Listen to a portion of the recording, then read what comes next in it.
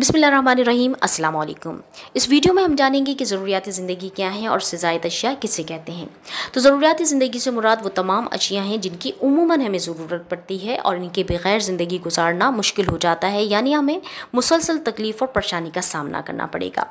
जैसे हमारी रिहाइश का घर है, वो लिबास जो सर्दी गर्मी या तकारीब में हम पहनते हैं, वो शूज़ पर्स सैंडल्स जो हम यूज़ कर रहे हैं, हमारा मोबाइल जो यूज़ में है, इसी तरीके से हमारे खाने पीने की चीज़ें, बर्तन, हमारे बिस्तर, ये तमाम चीज़ें ज़रूरियात ज़िंदगी हैं। इसी तरह हमारी सवारी है, अगर हम तालिब इल्म हैं, आलिमा हैं, आलिमात हैं, आलिम हैं, उनके लिए उनकी किताबें ज़रूरियात ज़िंदगी हैं।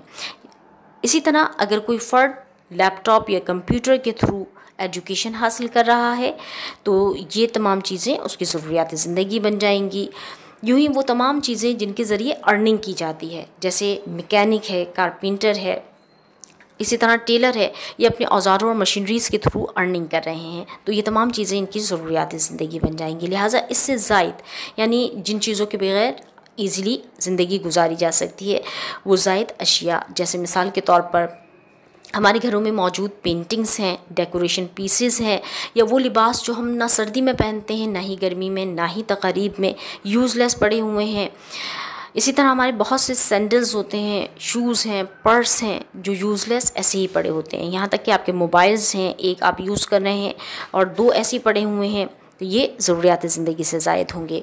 इसी तरह वो कंप्यूटर्स और लैपटॉप्स जिससे आप ने ना अर्निंग के लिए ना ही लर्निंग के लिए ख़रीदा है, बल्कि ऐसे इंटरटेनमेंट के लिए यूज़ करते हैं, वो तमाम चीज़ें आपकी ज़रूरियात ज़िंदगी से ज़ायद हो जाएगी। इसी तरह इंटरटेनमेंट का दीगर सामान, वो ख्वाह वो बुक्स हों या और कोई अशिया हों, ये आपकी ज़रूरियात ज़िंदगी से ज़ायद है।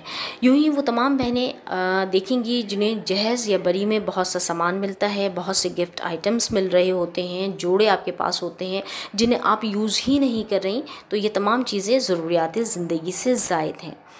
तो वो तमाम अशिया जो ऐसे ही घर में यूज़लेस पड़ी हुई हैं, आप उसे इस्तेमाल नहीं कर रहे, ये ज़रूरियात ज़िंदगी से ज़ायद हैं। यहाँ तक कि फ़ुक़हा किराम ने ये भी फ़रमाया कि अगर आपके पास मकान है जिसमें आपने रिहाइश इख्तियार की हुई है और उसका कुछ हिस्सा ऐसे ही पड़ा हुआ है, आप उसे इस्तेमाल ही नहीं करते, तो उस हिस्से की भी वैल्यूएशन करवाई जाएगी। जिस भी फ़र्द के मिल्क में होगा वो वैल्यू करवाएगा। अगर उसकी कीमत 52.5 तोला चांदी तक पहुंच जाती है तो उस पर कुर्बानी बन जाएगी।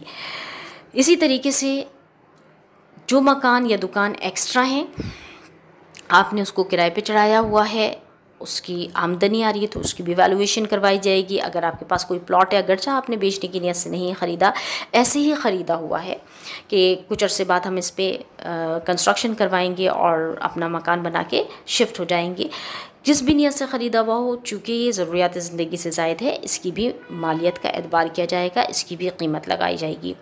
उम्मीद है कि इन तमाम मिसालों के ज़रिए आपको अच्छी तरह समझ आ गया होगा कि ज़रूरियात ज़िंदगी क्या हैं और इससे ज़ायद अशिया क्या हैं।